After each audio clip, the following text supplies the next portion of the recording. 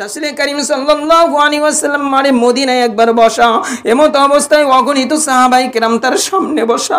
এমত অবস্থায় দেখে দূর থেকে প্রায় 700 মানুষের একটা বিশাল দল রাসূল করিম সাল্লাল্লাহু আলাইহি ওয়াসাল্লামের কাছে আসতেছে। আরে আসলো আসার পরে রাসূল করিম সাল্লাল্লাহু আলাইহি ওয়াসাল্লাম মজলিসটা ফাঁকা করিয়া দিয়া ওই মানুষগুলাকে বসাইলেন। মানুষগুলা ছিল ইয়ামানের। ওই মানুষগুলা যখন বসলো, ওই মানুষগুলা বসিয়া রাসূল করিম সাল্লাল্লাহু আলাইহি ওয়াসাল্লামের হাতে হাত দিয়া এমন ভাবে মারে মুসলমান হয়ে গেল যে তারা একটা ইসলামের বিধান কোনোদিন তারা লঙ্ঘন করে নাই। এই কারণে রাসূল করিম সাল্লাল্লাহু আলাইহি ওয়াসাল্লাম এদেরকে বলেছিলেন এরা হলো নরম দিলের মানুষ। এই কারণেই আল্লাহ তাআলা বলেন, ও নবী আপনি দেখতে পাইবেন মানুষগুলা দলে দলে ইসলাম ধর্মে গ্রহণ করবে। ওই তখন তুমি কি করবা? তখন তুমি কিন্তু কি করো না, অহংকার করো না, তখন তুমি ফকর করিও না, বরং আরো বিনয়ী হয়ে যাইও। এখন তোমার আমাদের এই অবস্থা। আজকে যদি আল্লাহ তাআলা নিয়ামত, টাকা নামের নিয়ামত দিছে, টাকা পায়া এখন আর গরিব মানুষকে মানুষ মনে করে না। এখন টাকা পয়সা আছে, ধন সম্পদ হয়েছে, এখন অনেক মানুষকে সে আর মানুষ মনে করে না। কিন্তু এই মানুষগুলোই একদিন গরিব ছিল। আল্লাহ তাআলা তাই শিক্ষা দিয়েছেন, আমি যখন কোনো নিয়ামত তোমাদেরকে দেই তখন তুমি কি করো? আরো বিনয়ী হইয়া যাও। আরে আল্লাহ রাসূল সাল্লাল্লাহু আলাইহি ওয়াসাল্লামের সাহাবীদের আরে উত্তরসূরি একজন ছিল হলো মালিক ইবনে দিনার। আরে মালিক ইবনে দিনার একদিন স্বপ্নে দেখে যে কবরের পাশ দিয়ে যাইতেছে, দেখে নুরানি কিছু মানুষ কবরের মধ্যে বসিয়া কি যেন লেখে। মালিক ইবনে দিনার আস্তে আস্তে ওই মানুষগুলার পাশে যায় বসিয়া বলতেছে, ভাই তোমরা কি লেখো? কয় আমরা তো মানুষ না, আমরা তো ফেরেশতা। কয় কি লেখো? কয় লিখতেছি এই কবরের কয়জন বাসিন্দা জান্নাতি আর কয়জন বাসিন্দা জাহান্নামী। মালিক ইবনে দিনার হাউমাউ করিয়া কাঁদে আর বলে, দেখো না জান্নাতীদের লিস্টিতে আমার নাম আসেনি। তখন দেখে যে জান্নাতীদের লিস্টিতে মালিক ইবনে দিনারের নাম নাই। যখন নাম পায় নাই একটা চিৎকার মারিয়া দিছে রে মা। তখনই ঘুমটা ভাঙিয়া গেছে, হাউমাউ করিয়া কান্না শুরু করে দিছে, নামাজের মধ্যে সিজদায় পড়িয়া কান্না শুরু করিয়া দিছে। আরে মালিক ইবনে দিনার এত বড় আল্লাহ ওলি হওয়ার পরে তারা এত কান্না করছে সিজদায় পড়িয়া। আর মারে আজকে আমাদের চোখে পানি নাই, সারা রাত দিন 24 ঘন্টা মোবাইলে গুনাহ, আবার বিভিন্ন অশ্লীল গুনাহ, কত গুনার মধ্যে লিপ্ত হওয়ার পরেও আমাদের চোখে পানি নাই। মালিক ইবনে দিনার কাঁদতে কাঁদতে ওই দিন চলিয়া গেছে। তার পরের দিন রাত্রে আবার স্বপ্নে দেখতেছে যে ওই মানুষগুলো এইখানে বসা। তারপরে বলতেছে যে ও আল্লাহর ফেরেশতারা, আমাকে জান্নাতীদের মধ্যে নাম লেখা লাগবে না, আমাকে কি করো তোমরা জাহান্নামীদের মধ্যে যদি নামটা থাকে সেইখান থেকে কাটিয়া জান্নাতীদের পাশে একটু লিখে দাও, কারণ আমি জান্নাতি আল্লাহওয়ালা আলেমদেরকে ভালোবাসি। ওই ফেরেশতারা বলে, আরে তুমি এত কান্না কাঁদছো আর তুমি যেই আল্লাহওয়ালা আলেমদেরকে ভালোবাসো, এর বিনিময়ে ও মালিক ইবনে দিনার তোমার নামটা আল্লাহ তাআলা আজকে রাতে জান্নাতীদের লিস্টিতে লিখে দিছে।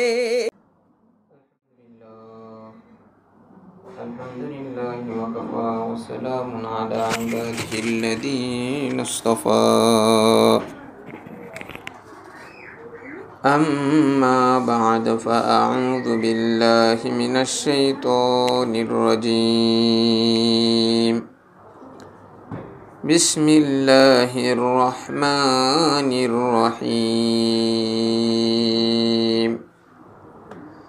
ইযা জাআ নাসরুল্লাহি ওয়াল ফাতহ ওয়া রাআইতান নাসা ইয়াদখুলুনা ফী দীনিল্লাহি আফওয়াজা فسبح بحمد ربك واستغفره إنه كان توابا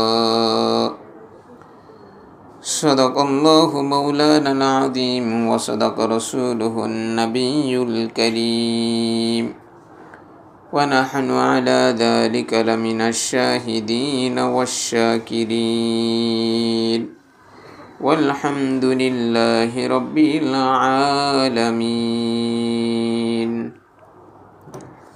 আলহামদুলিল্লাহ, সমস্ত প্রশংসা মহান রব্বুল আলামিন আল্লাহ তাআলার দরবারে, যে মহান রব্বুল আলামিন আল্লাহ তাআলা আমাকে সহ আপনাদেরকে এই দ্বীনি মজলিসে বসার তৌফিক দান করেছেন। এই জন্য আমরা সকলেই ছোট্ট আওয়াজে পড়ে নিই আলহামদুলিল্লাহ।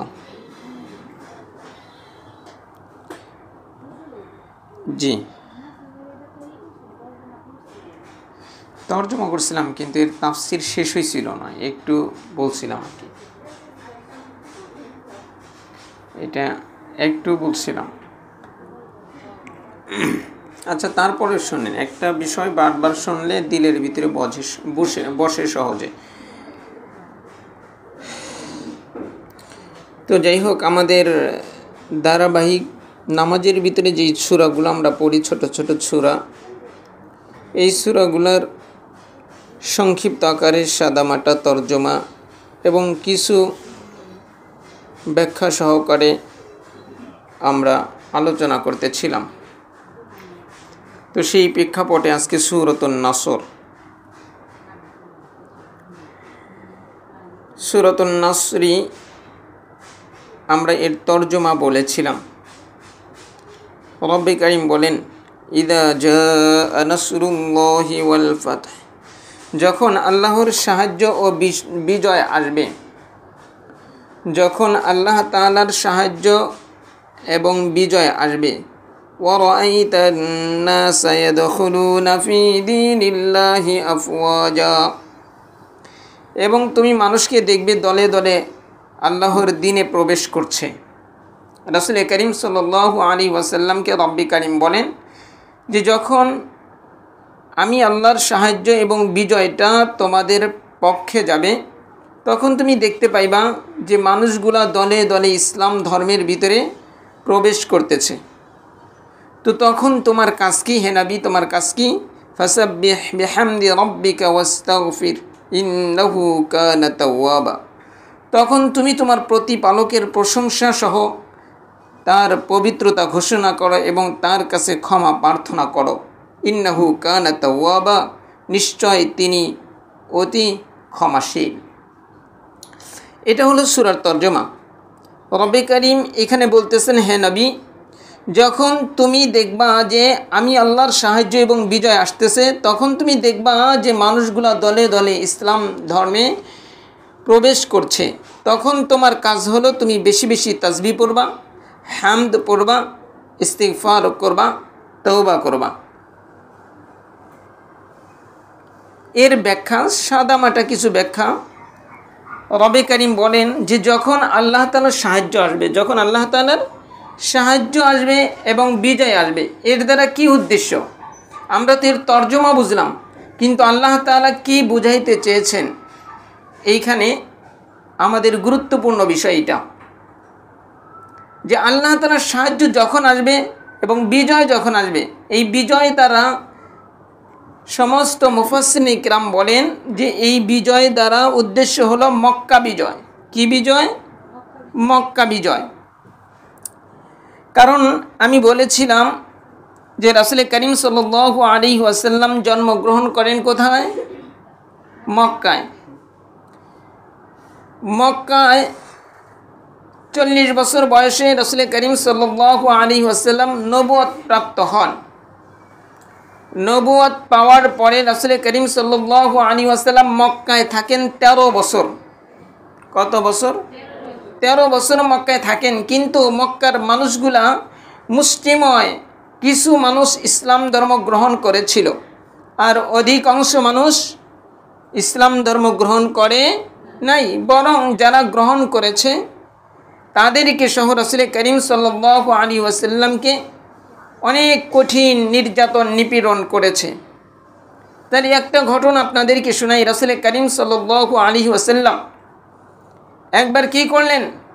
বাজারে চলে গেলেন। বাজারে গিয়ে মানুষকে আল্লাহ এবং আল্লাহ তাআলার কথা বললেন, দিন ইসলামের কথা বললেন, কুরআনুল কারীমের কথা বললেন। এই বিষয়গুলোর দিকে মানুষদেরকে দাওয়াত দিলেন। কিন্তু রাসূল করিম সাল্লাল্লাহু আলাইহি ওয়াসাল্লামের সেই দাওয়াত তো কবুল করলই না, বরং আবু জেহেল তার পিছনে লাগলো।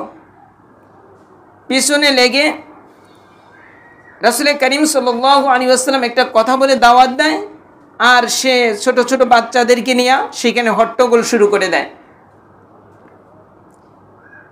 ও মা, একটু বোঝার বিষয়, চোখ দুইটা বন্ধ করে একটু বোঝার বিষয়, যেই নবী পাক সাল্লাল্লাহু আলাইহি ওয়াসাল্লাম ধরা চলে মক্কায়, তার সমস্ত ছায়া প্রায় উঠে গেছে, মা নাই, বাবা নাই, চাচারা তার জানের দুশ্মনে পরিণত হয়েছে। তাহলে মনে করেন সে কত একা হয়ে গেছে। এমতো অবস্থায় যখন বাজারে গিয়া ধর্মের কথা বললেন, তখন তার কথা কি করলো, যাতে মানুষ না শোনে, এই জন্য তারা হট্টগোল শুরু করে দিল। শুধু তাই না, যখন দেখে তাও থামে না মুহাম্মদ, তখন কি করলো, মুহাম্মদ সাল্লাল্লাহু আলাইহি ওয়াসাল্লামের গায়ে থুতু নিক্ষেপ করলো। বাচ্চাদেরকে খেপিয়ে দিল যে মুহাম্মাদের গায়ে থুতু নিক্ষেপ করো। তারা গায়ে থুতু নিক্ষেপ করলো। তারপরেও রাসূল করিম সাল্লাল্লাহু আলাইহি ওয়াসাল্লাম দ্বীনের দাওয়াত বন্ধ করেন নাই। আজকে সেই দিন মানে আমার আপনার কাছে কতটা নির্যাতিত, নিষ্পেষিত, এত কষ্ট করে দিন আমাদের কাছে, আমাদের কলিজার টুকরা জনাবে মুহাম্মদ রাসূলুল্লাহ সাল্লাল্লাহু আলাইহি ওয়াসাল্লাম পৌঁছায় গেছে। কিন্তু ও মা, ঘরে গিয়ে একটু এক জায়গায় বসে নিজেকে জিজ্ঞাসা করেন, সেই দিনের কয়টা বিষয় আমার ভিতরে আছে, আমার ছেলের ভিতরে আছে, আমার মেয়ের ভিতরে আছে, আমার স্বামীর ভিতরে আছে, আমার ঘরের ভিতরে আছে। একটু জিজ্ঞাসা করিয়েন নিজেকে বসে বসে। কারণ এই দুনিয়াতে কেউ চিরজীবী নয়, কেউ থাকে নাই, কেউ থাকবেও না। আজকে আমি আর আপনি মা এই যে এইখানে বসা আছি, আমাদের নবীজি সাল্লাল্লাহু আলাইহি ওয়াসাল্লাম এরকম একজন সাহাবায়ে কেরামকে নিয়ে বসা ছিলেন। এমতো অবস্থায় সাহাবায়ে কেরামকে সারমর্মে এরকম কথা বলেছিলেন, ও আমার প্রাণপ্রিয় সাহাবায়ে কেরাম, মনে রাখিও আজকে আমরা এখানে আছি, আজ থেকে 70 কিংবা 100 বছর পরে হয়তো আমরা কেউ থাকবো না। আরে আমার আপনার নবী জনাবে মুহাম্মদ রাসূলুল্লাহ সাল্লাল্লাহু আলাইহি ওয়াসাল্লাম তার পবিত্র মজলিসে এই কথা বলেছিলেন। সেই কথা বলার পর প্রায় 1400 বছর মারে চলে গেছে। আমি আর আপনি যে মজলিসে বসেছি, এই মজলিস হয়তো কিয়ামত পর্যন্ত চলবে, এখানে না চললে অন্য জায়গায় চলবে, কিন্তু মারে এই দুনিয়াতে সব হয়তো উপস্থিত থাকবে, থাকবো না শুধু আমি আর আপনি উপস্থিত।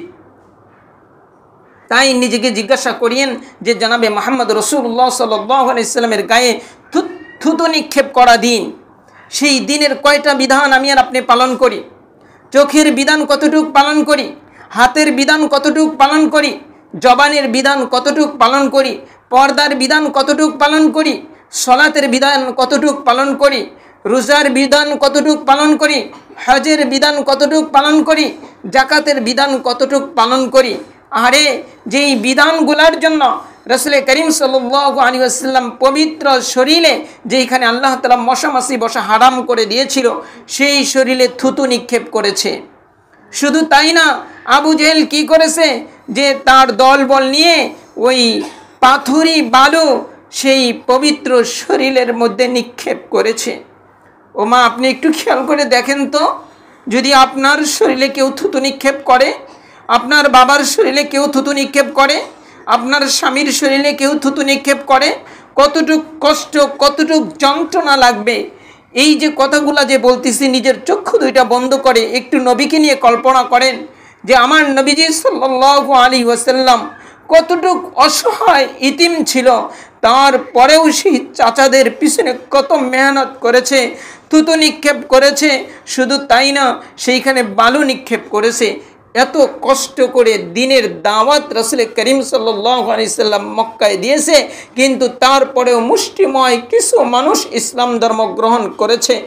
রাসূল করিম সাল্লাল্লাহু আলাইহি ওয়াসাল্লাম যখন দেখলেন যে এরা ইসলাম ধর্ম গ্রহণ করার মতো মন মানসিকতা দেখতেছি না, তখন তায়েফে চলে গেলেন। তায়েফে তো এইখানে তো থুতু আর বালু নিক্ষেপ করেছিল, তায়েফে পাথর নিক্ষেপ করে শরীরটা এত রক্তাক্ত করে দিয়েছিল যে রক্ত পুরা শরীর বেয়ে, এই কাঠের খড়মের এরকম জুতা ছিল, সেই জুতাটা পায়ের সাথে লেগে গিয়েছিল।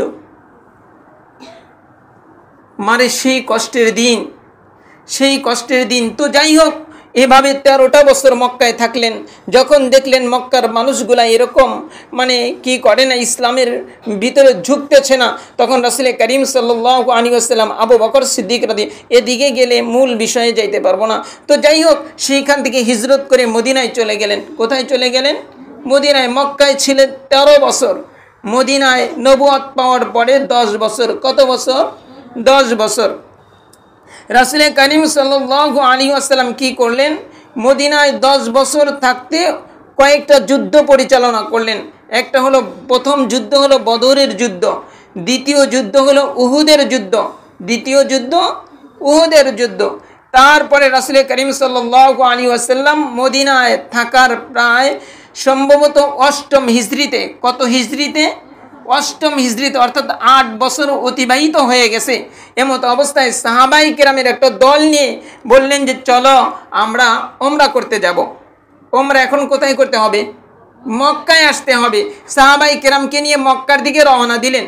হুদাইবিয়া নামক একটা জায়গায় এসে তাঁবু গাড়লেন। সমস্ত সাহাবাই কেরাম সেইখানে কি করলো? সেইখানে অবস্থান করতেছিল। আর উসমান ইবনে আফফান রাদিয়াল্লাহু তাআলা আনহুকে কি করলেন? মক্কায় পাঠিয়ে দিলেন যে উসমান তুমি মক্কায় চলে যাও, এই মক্কার যে কুরাইশের যে নেতারা আছে এদের সাথে তুমি একটু আলোচনা করো যে আমাদের নবী মুহাম্মদ রাসূলুল্লাহ সাল্লাল্লাহু আলাইহি ওয়াসাল্লাম মক্কায় শুধু ওমরাটা করে চলে যাবে, ওমরাটা করে চলে যাবে। উসমান রাদিয়াল্লাহু তাআলা আনহু আসলেন, মক্কার ভিতরে আসলেন। আসার পরে উসমান রাদিয়াল্লাহু তাআলা আনহুর এই লুঙ্গি এটা ছিল নিচ পেশাক পর্যন্ত, অর্থাৎ হাঁটু এবং কি পায়ের যে টাকনু এর মাঝামাঝিতে। কিন্তু ওই জামানায় যে যত বড় নেতা তাদের লুঙ্গিটা তত হলো মাটির সাথে ছেঁচড় পড়ত, মাটির সাথে লাগোয়া থাকতো। উসমান রাদিয়াল্লাহু তাআলা আনহু কি করলেন? যখন আসলেন, আসার পরে তার চাচাতো ভাইয়ের ঘরে উঠলেন। ওঠার পরে বললেন যে আমাদের নবীজি সাল্লাল্লাহু আলাইহি সাল্লাম কি করবে? ওমরা করে চলে যাবে, তো তুমি একটু এই মক্কার যে লিডার আছে এদের সাথে একটু আলোচনা করায় দাও। তখন বললো তাহলে তুমি তোমার লুঙ্গিটা লম্বা করো। কয় না, আমার নবীজি সাল্লাল্লাহু আলাইহি সাল্লামের সুন্নাত হলো যে লুঙ্গিটা নিচ পিছাক পর্যন্ত পড়বে, টাকনুর নিচে পড়বে না, তাই দরকার পড়ে ওমরা করব না, কিন্তু আমি আমার নবীর এই আদর্শের উপরে হস্তক্ষেপ করতে পারি না। এরাই ছিল সাহাবাই কেরাম। ও মা, এরা ছিল সাহাবাই কেরাম। আর আজকে আমার আপনার প্রত্যেকটা ছেলের দেখেন তো এই যে জিন্সের প্যান্টটা কোথায় থাকে, আর আমার আপনার মেয়ের এই পাজামাটা দেখেন তো কোথায় থাকে? অধিকাংশ দেখা যায় যে টাকনুর উপরে থাকে। কোথায় থাকে? টাকনুর উপরে থাকে। মারে মনে রাখিয়েন, এই টাকনুর উপরে 1 ইঞ্চি 2 ইঞ্চি এটা দেখানো যে কথা, নিজের ভিতরের অংশগুলা দেখানো সেই গুনাহ, সেই গুনাহ। তো যাই হোক, উসমান রাদিয়াল্লাহু তাআলা আলোচনা করলেন। আলোচনায় তেমন একটা ফলপ্রসূ হলো না। তখন এই লিডারদেরকে নিয়ে হুদাইবিয়া নামক স্থানে কি হলো? একটা সন্ধি হলো। হুদাইবিয়া নামক স্থানে একটা সন্ধি হলো যে এবছর মুহাম্মদ তুমি কি করতে পারবা না, ওমরা করতে পারবা না, তোমরা চলে যাও, আগামী বছর করবা, আগামী বছর করবা। তবে এই শর্ত, এই শর্ত, এই শর্তগুলা এক চাটিয়া মানে কাফেরদের পক্ষে চলে গেল। কাদের পক্ষে চলে গেল? কাফেরদের পক্ষে চলে গেল, মুসলমানদের প্রায় দেখা যাচ্ছে বিপক্ষে। তখন সাহাবাই কেরাম মানে মনে অনেক কষ্ট পেলেন। তখন আল্লাহ তাআলা সূরাতুল ফাতহ নাজিল করলেন। কি নাজিল করলেন? সূরাতুল ফাতহ নাজিল করলেন। তো যাই হোক, রাসূল করিম সাল্লাল্লাহু আলাইহি ওয়াসাল্লাম চলে গেল। চলে যাওয়ার পরে এই মক্কার কাফেররা কি করলো? একটা চুক্তি লঙ্ঘন করলো, চুক্তি ভেঙে ফেললো। তখন রাসূল করিম সাল্লাল্লাহু আলাইহি ওয়াসাল্লাম কি করলেন? যে গোপনে মক্কা আক্রমণ করবে, গোপনে মক্কা আক্রমণ করবে। 10ম হিজরি সনে রাসূল করিম সাল্লাল্লাহু আলাইহি ওয়াসাল্লাম কি করলেন? মক্কা আক্রমণ করলেন গোপনে, অর্থাৎ মক্কার কাছাকাছি আসলেন। আসার পরে রাসূল করিম সাল্লাল্লাহু আলাইহি ওয়াসাল্লাম সাহাবাই কেরামকে কিছু কৌশল শিক্ষা দিয়েছিলেন। সেই কৌশলটা হলো ধরা চলে এই আয়াতের নসরুল্লাহ, আল্লাহ তাআলার সাহায্য, আল্লাহ তাআলার সাহায্য। একটা সাহায্য হলো যে এই আক্রমণটা হবে গোপনে, আক্রমণটা হবে গোপনে। তখন সাহাবাই কেরামদেরকে বললেন যে আমরা যে মক্কায় আক্রমণ করব, তো এটা যেন কেউ না জানে। এদিকে কি করলো, এক সাহাবি, বদরি এক সাহাবি, তার পরিবার ছিল মক্কায়, সে একটা চিঠি লিখলো। কি লিখলো? চিঠি লিখলো কাফেরদের কাছে যে এই কাফেররা তোমাদের উপরে কিন্তু আমাদের নবী মুহাম্মদ কি করবে, আতর্কিত হামলা করবে, আতর্কিত হামলা করবে। এই চিঠিটা লেখে এক গায়িকা দুষ্ট মহিলা এই মহিলার কাছে দিয়ে দিলেন। মহিলা কি করলো, মহিলা তার চুলের বেনির ভিতরে ওই চিঠিটা ঢুকাইলো। চিঠিটা ঢোকানোর পরে সে রওনা দিয়া দিছে। এদিকে জিবরাইল আলাইহিসসালাম আল্লাহ রসুল সাল্লাল্লাহু আলাইহি সাল্লামকে জানায় দিলেন যে আপনি যেটা গোপন রাখতে চাচ্ছেন সেটা কিন্তু প্রকাশ হয়ে যাচ্ছে। কয় কিভাবে? কয় আপনার অমক সাহাবী একটা চিঠি লিখে মক্কার কাফেরদের কাছে অমক মহিলার কাছে পাঠিয়ে দিয়েছে। অমক মহিলা তো মদিনার থেকে এত দূর চলে গেছে, অমক মহিলা মদিনার থেকে এত দূর চলে গেছে। তখন আলী রাদিয়াল্লাহু তাআলা আর তার সাথে কিছু সাহাবাই কেরামদেরকে নিয়ে কি করলেন, সেই মহিলাকে ধরার জন্য পাঠিয়ে দিলেন। মহিলাকে ধরলেন, মহিলা কি করে, অস্বীকার করে যে না আমার কাছে কোনো চিঠি নাই। আলী রাদিয়াল্লাহু তাআলা বললেন যে হে মা, তুমি তাড়াতাড়ি তুমি মিথ্যা কথা না বলে আমার নবীজি সাল্লাল্লাহু আলাইহি সাল্লামের কাছে আল্লাহ তাআলা ওহীর মাধ্যমে জানিয়ে দিয়েছে, তাই তুমি মিথ্যা কথা বলো না, তুমি চিঠি দিয়ে দাও। তখন সে চিঠি দিতে চায় না। আলী রাদিয়াল্লাহু তাআলা বলে দেখো আমার নবীজি সাল্লাল্লাহু আলাইহি সাল্লাম বলেছে, তাই তোমাকে উলঙ্গ করে হলেও আমি চিঠি এখান থেকে নিয়েই যাব। তখন মহিলা কি করে, তার চুলের বেনির ভিতর থেকে চিঠিটা দিয়ে দেয় আর মহিলাকে আটক করে নিয়ে যায়। এটা হলো একটা সাহায্য, এটা হলো একটা সাহায্য। যে আল্লাহ তাআলা বলছে ইদা জাআ নাসরুল্লাহ, যখন আল্লাহ তাআলার পক্ষ থেকে তোমার জন্য সাহায্য আসবে। কি আসবে? সাহায্য আসবে। তাইলে যা আল্লাহ তাআলা জিবরাইলের মাধ্যমে এই যে গোপন যে একটা চিঠি পাঠাইতেছিল, এই চিঠিটা আল্লাহ তাআলার সাহায্যে নবীজির কাছে পৌঁছে গেল। এটা একটা সাহায্য, এটা একটা কি ছিল? সাহায্য। দ্বিতীয় সাহায্য দেখেন, দ্বিতীয় সাহায্য হলো সাহাবাই কেরামকে বললেন যে ও আমার সাহাবাই কেরাম, তোমরা কি করবে, আমরা তো মাত্র 10,000, আমরা অল্প, তো ওরা তো অনেক, তো আমরা কি করব, আমরা সবাই দুইটা কাজ করবো। একটা হলো আমরা একজন দুইজন না, একজন দুইটা তিনটা করে চুলা বানাবো, একজন দুইটা তিনটা করে কি করব, চুলা বানাবো। আর দ্বিতীয় নাম্বার আমরা কি করব, অনেকগুলো টয়লেট বানাবো, অর্থাৎ একজন দুইটা তিনটা করে টয়লেট বানাবো। রাসূল কারীম সাল্লাল্লাহু আলাইহি সাল্লাম সাহাবাই কেরামকে এই কৌশল শিক্ষা দিলেন। মক্কার একবারে কাছাকাছি এসে রাসূল সাল্লাল্লাহু আলাইহি সাল্লাম তাবু গাড়লেন, অর্থাৎ রাত্রি যাপন করবে। এদিকে মক্কার লিডাররা এটা জানে না, মক্কার লিডাররা এখন দেখছে যে সন্ধ্যাবেলায় কিরে ওইদিকে খালি ধুলা ওড়ে আর ধুমা ওঠে, কারণ কি, তখন আবু সুফিয়ানকে পাঠিয়ে দিছে। রাসূল কারীম সাল্লাল্লাহু আলাইহি সাল্লামের শ্বশুর তখনও কাফের, কাফের এই শ্বশুরকে পাঠিয়ে দিছে। উনি কি করছে, উনি পাহাড়ে উঠছে। উনি পাহাড়ে ওঠার পরে দেখে যে অগণিত খালি জায়গায় জায়গায় আগুন জ্বলতেছে, হাজার হাজার চুলা। আবার দেখে যে তারা যে টয়লেট করবে, টয়লেটের যে চামড়া দিয়ে যে বেড়া দিছে, এগুলো বিশাল এক মাঠে পরিণত হয়ে গেছে।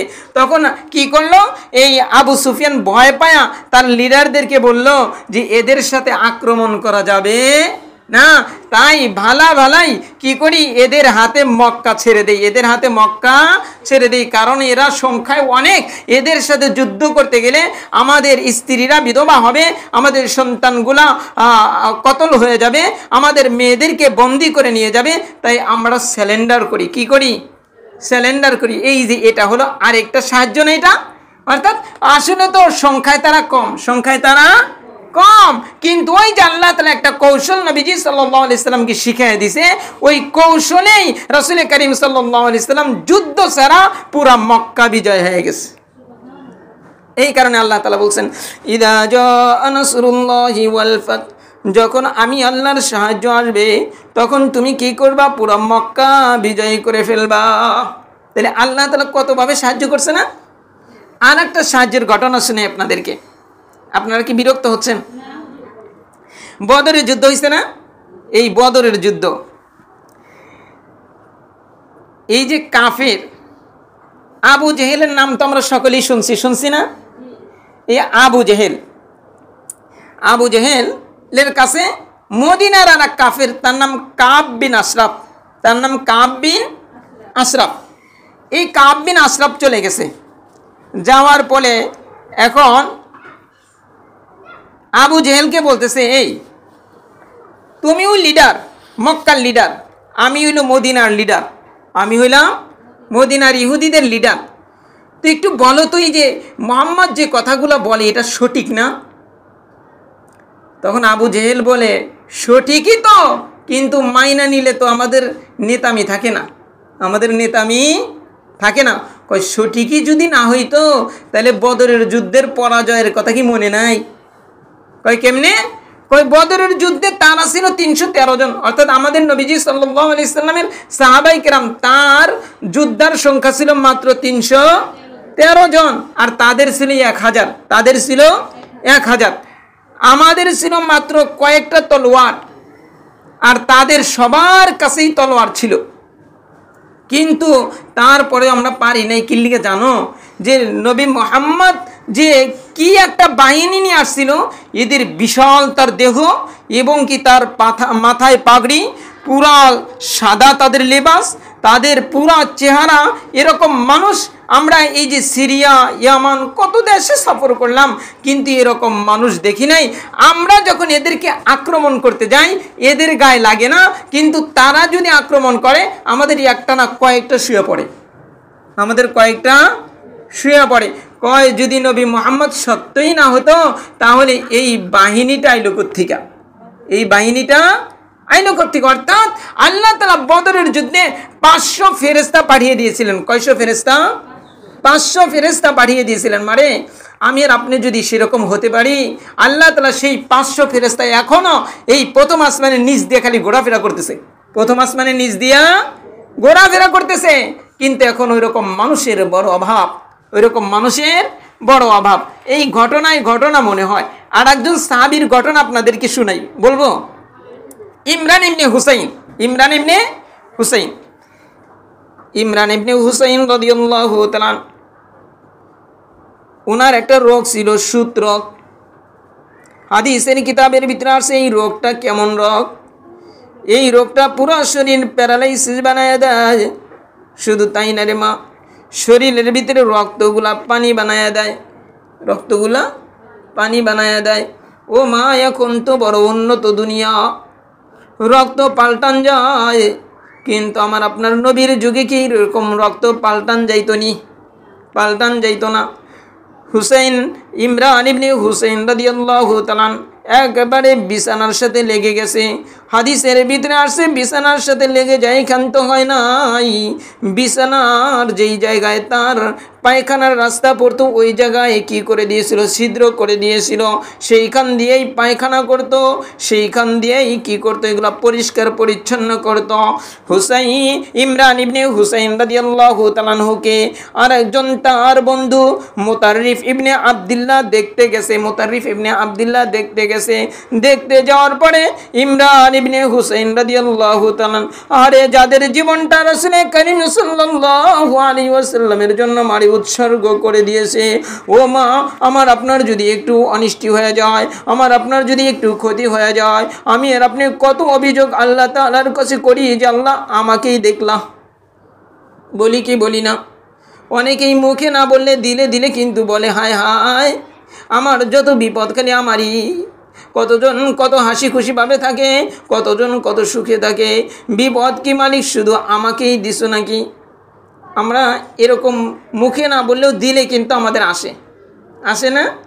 দিলে মা আসে, মুখে আপনি স্বীকার করেন আর না করেন।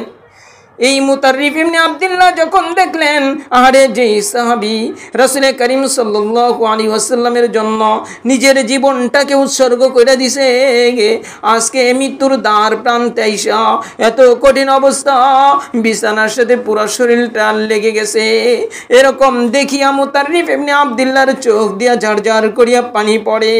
আর ইমরান ইবনে হুসাইন রাদিয়াল্লাহু তাআলা ডাক দিয়া বলে, ও মুতাররিফ ইবনে আব্দুল্লাহ, তুমি কেন কাঁদো? তুমি কাঁদো কেন? তখন বলে যে, হে আল্লাহর নবীর সাহাবী, আপনার এই করুণ অবস্থা দেখি আমি কাঁদি। ইমরান ইবনে হুসাইন রাদিয়াল্লাহু তাআলা আনহু মুতাররিফ ইবনে আব্দুল্লাহকে বলে, ও বন্ধু, তোমাকে আমি একটা সুসংবাদ দিমুনি। কয় বলেন, তবে তুমি মনে রাখিও আমার এই কথাটা কারো কাছে প্রকাশ করবা না আমার মৃত্যুর আগে। তখন বলে যে দেখো, আমার আল্লাহ আমাকে এইভাবে রাখছে, আমি এটাই শুকরিয়া, আমি এটাই এমনভাবে নিয়েছি যে আমার আল্লাহ যেটা পছন্দ করে আমি সেটা পছন্দ করি। আমার যতই কষ্ট হোক না কেন, আমার হাজার গুণ কষ্ট হলেও এই কষ্টের চেয়ে আমার কাছে আমার আল্লাহর সন্তুষ্টি সবচেয়ে বেশি প্রিয়। এর বিনিময়ে ও মুতাররিফ ইবনে আব্দুল্লাহ আমি কি পাইছি জানোনি? আমার যখন রাত্র হয়ে যায় তখন আমি আমার এই দুইটা চোখ দিয়া দেখি আসমান থেকে অগণিত ফেরেশতা আমার চতুর্দিকে বসে যায়। ওমা, তাই তো এটাই তো আল্লাহ তাআলা তাই বুঝাইছেন, ইদা জাআ নাসরুল্লাহি ওয়াল ফাত, যখন কি হবে আমি আল্লাহর সাহায্য আসবে তখন তুমি মক্কাটা বিজয় করবা। আরে দেখেন তারা কিরকম ভাবে আল্লাহ তাআলা রাসূল সাল্লাল্লাহু আলাইহি ওয়াসাল্লামকে আল্লাহ তাআলা বদরের যুদ্ধে ফেরেশতা দিয়ে সাহায্য করছে, আবার মক্কা বিজয়ের সময় আল্লাহ তাআলা কৌশল খাটায়া রাসূল করিম সাল্লাল্লাহু আলাইহি ওয়াসাল্লামকে সাহায্য করছে। আরে শুধু তাই না, আল্লাহ তাআলা সেই নবীর সাহাবায়ে কিরামকেও কি রকম ভাবে সাহায্য করছে। কয় যখন আমি রাত্রি বেলা হয়ে যায় তখন অগণিত ফেরেশতাগুলো আসিয়া কেউ আমার পা টিপে, কেউ আমার মাথা টিপে, কেউ আমার হাত টিপে, আবার কেউ আমার সাথে সুন্দর সুন্দর করিয়া কথা বলে। কয় যখন মুয়াজ্জিন ফজরের আযান দিয়া দেয় তখন প্রত্যেকটা ফেরেশতা আমি ইমরান ইবনে হুসাইনের সাথে মুসাফা করিয়া চলিয়া যায়। ও মা, আমার আপনার নবীকে কত সাহায্য করেছে, যে এই সাহায্যের নমুনা সাহাবায়ে কেরাম পাইছে, তাবিঈ পাইছে, তাবিঈ পাইছে। এখন পর্যন্ত হক্কানি রব্বানি আল্লাহওয়ালা আলিমরা, আল্লাহওয়ালা আল্লাহ তাআলার বান্দারা পাইতেই আছে। তারপরে রব্বে কারীম বলেন, ওয়া রাআইতান নাস ইয়াদখুলুনা ফি দীনিল্লাহি আফওয়াজা, হে নবী যখন তুমি এরকম কি করবা, আমার সাহায্যের মাধ্যমে মক্কা তুমি বিজয় করবা, তখন তোমার কি হবে জানোনি? তখন সমস্ত মানুষগুলা দলে দলে ইসলাম ধর্ম গ্রহণ করবে। কেমন ভাবে দলে দলে মারে গ্রহণ করছে দুইটা ঘটনা আপনাদেরকে শোনাই। মক্কা যখন বিনা রক্তপাতে পুরা মক্কার ক্ষমতা আমাদের নবীজি সাল্লাল্লাহু আলাইহি ওয়াসাল্লামের কাছে আসলো, তখন নবীজি সাল্লাল্লাহু আলাইহি ওয়াসাল্লাম কয়েকটা ঘোষণা করছিলেন। একটা ঘোষণা হলো, ও মক্কার বাসিন্দারা, তোমরা যদি অমুকের ঘরে আশ্রয় নাও তাহলে তোমাদেরকে আজকে নিরাপত্তা দেওয়া হবে। তোমরা যদি কাবার গিলাফ ধরে থাকো তোমাদেরকে নিরাপত্তা দেওয়া হবে। তোমরা যদি তোমাদের ঘরের ভিতরে লুকায়া থাকো তোমাদেরকে নিরাপত্তা দেওয়া হবে। কিন্তু তোমরা এই তিন জায়গায় ব্যতীত তোমরা কেউ যদি অস্ত্র নিয়ে আমাদের সম্মুখে লড়ো তাহলে কিন্তু তার রেহাই হবে না। মানুষগুলা যারা বড় ভয় পাইছিল তারা কি করলো, এই তিন জায়গায় গিয়ে আশ্রয় গ্রহণ করলো। নবীজি সাল্লাল্লাহু আলাইহি ওয়াসাল্লাম যখন পুরা মক্কা বিজয় করিয়া আরে রাসূল করিম সাল্লাল্লাহু আলাইহি ওয়াসাল্লাম কাবা ঘরের ভিতরে ঢুকিয়া দেখে 360টা মূর্তি, এই মূর্তিগুলোকে নবীজি সাল্লাল্লাহু আলাইহি ওয়াসাল্লাম অপসারণ করিয়া সিজদায় যায় কান্না করতেছে যে আরে এই কথাটাই তো আমার আল্লাহ আগেই আমাকে বলে দিয়েছে যে আমার সাহায্য আসবে, মক্কা তুমি বিজয় করবা। আরে নবীজি সাল্লাল্লাহু আলাইহি ওয়াসাল্লাম যখন একটু ওই মাতাফের মধ্যে বসিয়া গেছে, মাতাফের মধ্যে মারে বসিয়া গেছে, তখন এক জায়গায় 40,000 মক্কার মুশরিক কাফেররা নবীর হাতে হাত দিয়ে মুসলমান হয়ে গেছে। তাইলে যে আল্লাহ তাআলা যে বললেন যে যখন আমার সাহায্য নিয়ে তুমি মক্কা বিজয় করবা তখন দেখবা মানুষ দলে দলে ইসলাম ধর্ম গ্রহণ করতেছে। এটা মা কিসের বিনিময়ে? ওই যে মক্কায় যখন বসবাস করছে তখন কি এটা সম্ভব হয়েছিল? তখন তো 1, 2 জন 4 জন 5 জন যারা ইসলাম ধর্ম গ্রহণ করছে তারপরেও তাদেরকে মারছে, তাদেরকে দেশ থেকে বের করে দিছে। কিন্তু এই যে আল্লাহ তাআলার সাহায্য, এই সাহায্যটা আসে মারে সবরের বিনিময়ে। কিসের বিনিময়ে? সবরের বিনিময়ে। তাই মারে ধৈর্য হারা হবেন না, কোনো সময় ধৈর্য হারা হবেন না। আল্লাহ তাআলা যেন আমাকেও তৌফিক দেয়, আপনাদেরকেও তৌফিক দেয়। ধৈর্য মারে অনেক বড় গুণ, ধৈর্য অনেক বড় গুণ। আরে আল্লাহর রাসূল সাল্লাল্লাহু আলাইহি ওয়াসাল্লামের একজন সাহাবী, তার নাম মুয়াবিয়া। নাম কি? মুআবিয়া রাদিয়াল্লাহু তাআলা, এই মুআবিয়া রাদিয়াল্লাহু তাআলা আল্লাহর রাসূল সাল্লাল্লাহু আলাইহি ওয়াসাল্লামের সামনে বসা। এমতো অবস্থায় গাসসানের রাজপুত্র আসিয়া নবীজি মুহাম্মদ রাসূলুল্লাহ সাল্লাল্লাহু আলাইহি ওয়াসাল্লামকে বললেন, হে মুহাম্মদ, আমি আপনাকে কি দিতে চাই, আপনাকে কিছু হাদিয়া দিতে চাই, আপনি গ্রহণ করবেন নি? সে ছিল খ্রিস্টান। নবীজি সাল্লাল্লাহু আলাইহি ওয়াসাল্লাম ওই গাসসানের রাজপুত্রকে বললেন, অবশ্যই গ্রহণ করব। গাসসানের রাজপুত্র বলেন, হে নবী মুহাম্মদ, আমার মালগুলা কিন্তু এই মদিনার থেকে 6 মাইল দূরে, তাই আমার সাথে আপনি কাউকে পাঠিয়ে দেন। আমার নবীজি সাল্লাল্লাহু আলাইহি ওয়াসাল্লামের প্রসিদ্ধ 2 জন খাদেম ছিল, একজনের নাম আনাস আর একজনের নাম জায়েদ। তারা কেউ ছিল না। ওই সামনে রাসূল করিম সাল্লাল্লাহু আলাইহি ওয়াসাল্লামের সামনে বসা ছিল মুআবিয়া রাদিয়াল্লাহু তাআলা। মুআবিয়া রাদিয়াল্লাহু তাআলাকে বললেন, ও মুআবিয়া, যাও এই গাসসানের রাজপুত্রর সাথে সে যে হাদিয়া আমার জন্য দিবে তুমি নিয়ে আসো। এই কথা বলতে দেরি, কিন্তু মুআবিয়া একটু দেরি করে নাই। মুআবিয়া ওই গাসসানের রাজপুত্রর পিছনে পিছনে চলা শুরু করে দিছে। এদিকে মারে ওই মরুভূমির ভিতরে যারা বালুর চরের ভিতরে একটু হাঁটাহাঁটি করছেন তারা বুঝবেন।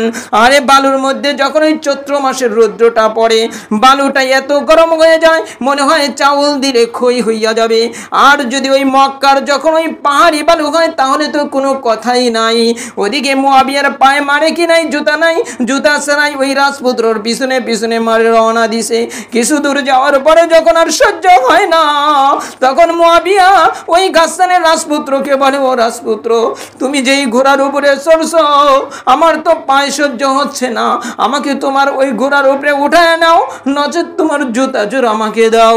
গাসসানের রাজপুত্র বলে, তুমি তো মুহাম্মাদের একজন চাকর, আমি একজন রাজপুত্র, কিভাবে আমার জুতা তোমাকে দেই, আবার আমার আরোহণে আমার ঘোড়ার উপরে তোমাকে উঠায় নেই, পারবো না। ও মা, তারপরেও কিন্তু সাহাবী কি করে ফিরে আসে নাই। 6 মাইল ওই জুতা সারাই চলিয়া গেছে। তারপর রাজপুত্র হাদিয়া দিছে, ওইভাবেই নিয়ে আসছে। নিয়ে আসার পরে নবীজি সাল্লাল্লাহু আলাইহি ওয়াসাল্লামের কাছে যখন হাদিয়াটা রাখছে, দেখে নবীজি সাল্লাল্লাহু আলাইহি ওয়াসাল্লাম দেখে মুআবিয়ার পাটা ফুলে জায়গায় জায়গায় বড় বড় ঠোসা পড়ে গেছে, ফোসকা পড়ে গেছে। ও মা, তারাও ইসলাম ধর্ম পালন করছে, আর আজকে আমি আর আপনি ইসলাম ধর্ম পালন করি। আমার আপনার মেয়ের পর্দা নাই, আমার আপনার ছেলের কোনো বাজ বিচার নাই, আমার আপনার ছেলে নামাজ পড়ে না, কোনো কথা নাই, আমার আপনার মেয়ে নামাজ পড়ে না, কোনো কথা নাই, সুযোগ পাইলে আমিও নামাজ পড়ি না, কোনো কথা নাই, স্বামী নামাজ পড়ে না, কোনো কথা নাই। কিন্তু দেখেন সাহাবী মুআবিয়া পাটা ফসকা পড়ে গেছে, কিন্তু নবী মুহাম্মাদের কথা একটাও অমান্য করে নাই। এই ঘটনাটা যখন ঘটেছিল মুআবিয়ার সাথে, মুআবিয়ার বয়স তখন ছিল হলো 24 বছর। এই 24 বছরের পরে আরো 34 বছর পরে এই গাসসানের রাজপুত্র, এই গাসসান পুরা দেশটা মুসলমান কি করে দখল করে নেয়। তখন এই জায়গার যে কমান্ডার ছিল সে ছিল এই মুআবিয়া রাদিয়াল্লাহু তাআলা কি করলো, এই কাফেরদেরকে, খ্রিস্টানদেরকে প্রায় 6000-এর মতো বন্দি করলো। এই বন্দীদের ভিতরেও এই গাসসানের রাজপুত্র ছিল। একে দেখিয়ে যখন চিনল এ তো সেই রাজপুত্র যার কাছে আমি জুতা জোড়া চেয়েছিলাম, সে আমাকে দেয় নাই। মারে আমি আর আপনি কি করতাম, আর আমার আপনার কলিজার টুকরা জানাবে মুহাম্মদ রাসূলুল্লাহ সাল্লাল্লাহু আলাইহি ওয়াসাল্লামের হাতে গড়া সাহাবায়ে কেরাম কেমন আচরণ করছে রে মা। এদেরকে কি করছে, একে প্রায় 1 মাস রাজকীয় খাবার খাওয়াইছে, তারপরে সামনে আনছে। আনার পরে যখন ওই রাজপুত্র যখন চিনে ফেলছে, সঙ্গে সঙ্গে মুআবিয়া রাদিয়াল্লাহু তাআলা বলে, ও রাজপুত্র, মনে রাখিও তুমি কিন্তু একদিন আমার সাথে এরকম ব্যবহার করেছিলা, কিন্তু আমি প্রতিশোধ নিলাম না, বরং তুমি যে আমাদের কলিজার টুকরা জানাবে মুহাম্মদ রাসূলুল্লাহ সাল্লাল্লাহু আলাইহি ওয়াসাল্লামকে তুমি কি করছিলা, তুমি যে এই যে উপটৌকন দিছিলা, এই উপটৌকনের বিনিময়ে আমি তোমাকে কি করলাম, তোমাকে শুধু মাফ করলাম না, বরং তোমার সাথে যতগুলা বন্দী নিয়ে আসছি 6000-এর মতো, এদের সবাইকে মাফ করে মুক্ত করে দিলাম। মারে দেখেন তাদের আচরণ কেমন ছিল, তারা কীরকম ধৈর্যশীল ছিল। তাই মারে যে কোনো কাজ করতে হবে ধৈর্যের সাথে। আরে যখন ওই গাস্তানের রাজপুত্র আর তার বন্দিরা কি পাইল, ক্ষমা পাইল, সঙ্গে সঙ্গেই আচরণ দেখিয়া সঙ্গে সঙ্গে সকলেই মুসলমান হয়ে গেল। ওই যে মা বললাম, যখন আল্লাহ তাআলার বিজয় আসবে, তখন মানুষ দলে দলে ইসলাম ধর্ম গ্রহণ করবে। মারে আমার আপনার কাছে ইসলাম আছে ভালো লাগে না, কিন্তু ওই যে ইউরোপ দেশে, এই যে আমার খাতার ভিতরে আমি ঘটনাগুলো লিখে রাখছি, আর এই ইউরোপের দেশে একজন ব্যক্তি কি করছে, ইসলাম ধর্ম গ্রহণ করছে। গ্রহণ করার পরে বলে, তুমি কেন ইসলাম ধর্ম গ্রহণ করলা? কয় আমি এই জন্য ইসলাম ধর্ম গ্রহণ করছি, আমি একটা ফ্ল্যাটে আমার ফ্যামিলি নিয়ে থাকতাম, আমার পাশে আর একটা ফ্ল্যাটে আর একটা মুসলিম পরিবার কি নিয়ে থাকতো, তাদের ফ্যামিলি নিয়ে থাকতো। কিন্তু ইউরোপ দেশ উলঙ্গপনা বেহাপনার দেশেও আমি কোনোদিন এই পাশাপাশি ফ্ল্যাটে থাকার পরেও আমি ওই মুসলমান স্বামী স্ত্রীর মাঝে কোনোদিন কি দেখি নাই, কোনোদিন ঝগড়া তো দেখি নাই, কোনোদিন তার জোরে আওয়াজ শুনি নাই। শুধু তাই না কোনোদিন ওই মহিলাটার কোনো কাপড় চোপড় এবং ছায়া পর্যন্ত দেখি নাই। তাদের এই আচরণ দেখিয়া আমি খ্রিস্টান ছিলাম, আমিও মুসলমান হয়েছি। ওই যে আল্লাহ তাআলা বলছেন, ও নবী মুহাম্মদ, যখন আমার পক্ষ থেকে সাহায্য আসবে, তখন মক্কাও বিজয়ী হবে, তখন দেখবা সবই বিজয় হবে। শুধু বিজয়ী হবে না, তখন কি হবে দেখবা দলে দলে মানুষগুলা ইসলাম ধর্ম গ্রহণ করবে। রাসূল কারীম সাল্লাল্লাহু আলাইহি ওয়াসাল্লাম মারে মদিনায় একবার বসা, এমত অবস্থায় অগণিত সাহাবায়ে কেরাম তার সামনে বসা। এমত অবস্থায় দেখে দূর থেকে প্রায় 700 মানুষের একটা বিশাল দল রাসূল কারীম সাল্লাল্লাহু আলাইহি ওয়াসাল্লামের কাছে আসতেছে। আরে আসলো আসার পরে রাসূল কারীম সাল্লাল্লাহু আলাইহি ওয়াসাল্লাম মজলিসটা ফাঁকা করিয়া দিয়া ওই মানুষগুলাকে বসাইলেন। মানুষগুলা ছিল ইয়ামানের। ওই মানুষগুলা যখন বসলো, ওই মানুষগুলা বসিয়া রাসূল কারীম সাল্লাল্লাহু আলাইহি ওয়াসাল্লামের হাতে হাত দিয়া এমন ভাবে মারে মুসলমান হয়ে গেল যে তারা একটা ইসলামের বিধান কোনোদিন তারা লঙ্ঘন করে নাই। এই কারণে রাসূল কারীম সাল্লাল্লাহু আলাইহি ওয়াসাল্লাম এদেরকে বলেছিলেন, এরা হলো নরম দিলের মানুষ। এই কারণেই আল্লাহ তাআলা বলেন, ও নবী, আপনি দেখতে পাইবেন মানুষগুলা দলে দলে ইসলাম ধর্মে গ্রহণ করবে। ওই তখন তুমি কি করবা? তখন তুমি কিন্তু কি করো না, অহংকার করো না, তখন তুমি ফকর করিও না, বরং আরো বিনয়ী হয়ে যাইও। এখন তোমার আমাদের এই অবস্থা। আজকে যদি আল্লাহ তাআলা নিয়ামত, টাকা নামের নিয়ামত দিছে, টাকা পায়া এখন আর গরিব মানুষকে মানুষ মনে করে না। এখন টাকা পয়সা আছে, ধন সম্পদ হয়েছে, এখন অনেক মানুষকে সে আর মানুষ মনে করে না। কিন্তু এই মানুষগুলোই একদিন গরিব ছিল। আল্লাহ তাআলা তাই শিক্ষা দিয়েছেন, আমি যখন কোনো নিয়ামত তোমাদেরকে দেই, তখন তুমি কি করো? আরো বিনয়ী হইয়া যাও। আরে আল্লাহ রাসূল সাল্লাল্লাহু আলাইহি ওয়াসাল্লামের সাহাবীদের উত্তরসূরি একজন ছিল হলো মালিক ইবনে দিনার। আরে মালিক ইবনে দিনার একদিন স্বপ্নে দেখে যে কবরের পাশ দিয়ে যাইতেছে, দেখে নুরানি কিছু মানুষ কবরের মধ্যে বসিয়া কি যেন লেখে। মালিক ইবনে দিনার আস্তে আস্তে ওই মানুষগুলার পাশে যায় বসিয়া বলতেছে, ভাই তোমরা কি লেখো? কয় আমরা তো মানুষ না, আমরা তো ফেরেশতা। কয় কি লেখো? কয় লিখতেছি এই কবরের কয়জন বাসিন্দা জান্নাতি আর কয়জন বাসিন্দা জাহান্নামী। মালিক ইবনে দিনার হাউমাউ করিয়া কাঁদে আর বলে, দেখো না জান্নাতীদের লিস্টিতে আমার নাম আসেনি। তখন দেখে যে জান্নাতীদের লিস্টিতে মালিক ইবনে দিনারের নাম নাই। যখন নাম পায় নাই, একটা চিৎকার মারিয়া দিছে রে মা। তখনই ঘুমটা ভাঙিয়া গেছে, হাউমাউ করিয়া কান্না শুরু করে দিছে, নামাজের মধ্যে সিজদায় পড়িয়া কান্না শুরু করিয়া দিছে। আরে মালিক ইবনে দিনার এত বড় আল্লাহ ওলি হওয়ার পরে তারা এত কান্না করছে সিজদায় পড়িয়া। আর মারে আজকে আমাদের চোখে পানি নাই, সারা রাত দিন 24 ঘন্টা মোবাইলে গুনাহ, আবার বিভিন্ন অশ্লীল গুনাহ, কত গুনার মধ্যে লিপ্ত হওয়ার পরেও আমাদের চোখে পানি নাই। মালিক ইবনে দিনার কাঁদতে কাঁদতে ওই দিন চলিয়া গেছে। তার পরের দিন রাত্রে আবার স্বপ্নে দেখতেছে যে ওই মানুষগুলো এইখানে বসা। তারপরে বলতেছে যে ও আল্লাহর ফেরেশতারা, আমাকে জান্নাতীদের মধ্যে নাম লেখা লাগবে না, আমাকে কি করো তোমরা, জাহান্নামীদের মধ্যে যদি নামটা থাকে সেইখান থেকে কাটিয়া জান্নাতীদের পাশে একটু লেখা দাও, কারণ আমি জান্নাতি আল্লাহওয়ালা আলেমদেরকে ভালোবাসি। ওই ফেরেশতারা বলে, আরে তুমি এত কান্না কাঁদছো, আর তুমি যেই আল্লাহওয়ালা আলেমদেরকে ভালোবাসো, এর বিনিময়ে ও মালিক ইবনে দিনার তোমার নামটা আল্লাহ তাআলা আজকে রাত্রে জান্নাতীদের লিস্টিতে লিখে দিছে। যাদের কাছে আল্লাহ তাআলার যত নিয়ামত আসে তারা বড় বিনয়ী হয়ে যায়। আপনি আম গাছের দিকে মানে তাকায়েন, যখন আম ধরে না, আমের মুকুল আসে, দেখবেন যে আকাশের দিকে একেবারে মনে হয় তীর নিক্ষেপ করবে, কিন্তু মানে যখন আমটা ধরে ওই মুকুলটা কি হয়, নিচের দিকে মাথাটা নত করিয়া দেয়। ধানের যখন শীষ আসে রে মা, তখন দেখবেন ধানের শীষটা মনে হয় আসমান টেনা করবে, কিন্তু ওই ধানের মধ্যে যখন চাউল হয় তখন মাথাটা নিচু করিয়া দেয়। এর দ্বারা আমাদেরকে বোঝায়, ও মানুষ দেখো, আমাদের এই ধানের ভিতরে যখন একটু দুধ ছিল তখন আমরা উপর দিকে তাকায়াছিলাম, আর যখন এই ধানের ভিতরে চাল হয়েছে আমরা মাথাটা নত করিয়া দিছি। তাই ও মানুষ মনে রাখিও, তোমাকে আল্লাহ তাআলা যেই নিয়ামত দিছে, তোমাকে কত সুন্দর করে বানাইছে, তোমার স্বামীর ব্যবস্থা করে দিছে, তোমার সন্তানাদির ব্যবস্থা করে দিছে, তোমাকে রাস্তায় ফেলায় না রেখে তোমাকে কত সুন্দর ঘর বাড়ির ব্যবস্থা করিয়া দিছে। তোমাকে যেই রব এত কিছু দিল, তুমি কি সেই রবের সাথে বিদ্রোহ ঘোষণা করবা? কইরো না, বরং মাথাটা নত করিয়া আল্লাহ যেইভাবে বলে তোমার জীবনটা সেইভাবে চালাও। আজকের কথাগুলো আজকে আমাকে সহ আপনাদের সকলকে বুঝে, দিল থেকে বুঝে আমলের তৌফিক দান করেন। ওয়া আখিরু দাওয়ানা আনিল হামদুলিল্লাহি রাব্বিল আলামিন। আসসালামু আলাইকুম।